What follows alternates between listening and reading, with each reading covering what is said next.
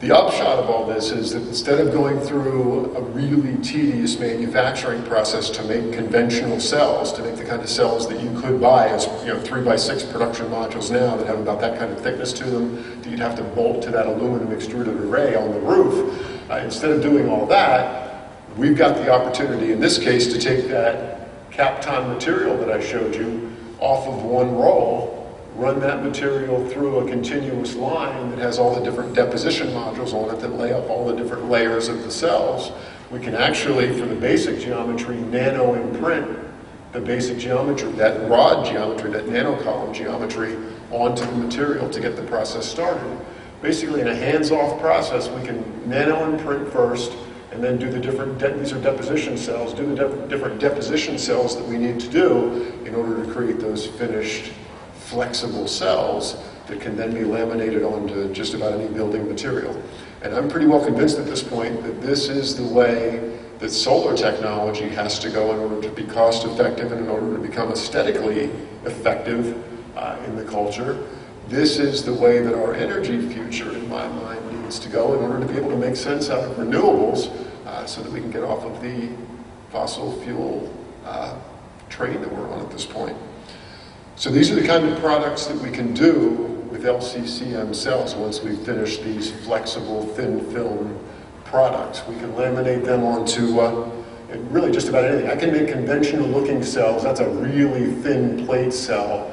This is made out of a different material. It's not nanotech based, but these are the kinds of form factors that we could do if we chose to. Take a piece of relatively rigid material that's thin material and laminate these flexible cells to them in order to create either these kind of ground mount arrays, or if I put these things about 8 feet off the ground and stick them over the surface of parking lots, I can create parking lot awnings.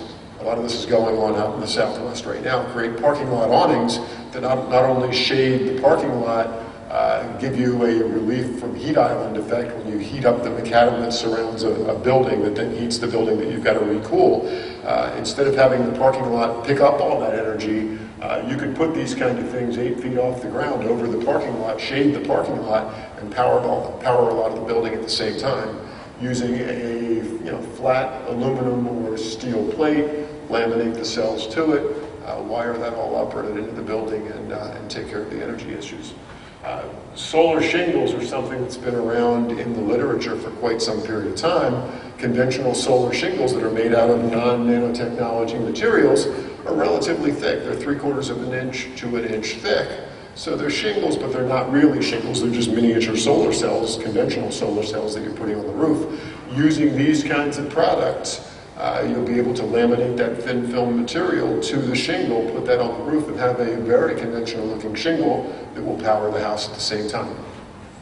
If you were to take this thin film material, laminate it onto glass, you can wind up with different opaquenesses or different transparencies of glass depending on how densely you manufacture the solar array itself, so that different amounts of optical transmission can be allowed. Of course, the less optical transmission, the more energy you produce, but you could maybe cut the transmitted light into the rooms of the building by 25 to 50 to 75% and use that extra light in order to create electricity so that a building like that one, that's a high-rise building, all glass, could be a solar antenna, if you will. The entire building would be sitting there producing its own electricity. So those are the kinds of things we've been working on as Solarity. It's exciting stuff to me. This is really the answer to the energy and environmental problems that I think everyone on the planet has found themselves in at this point.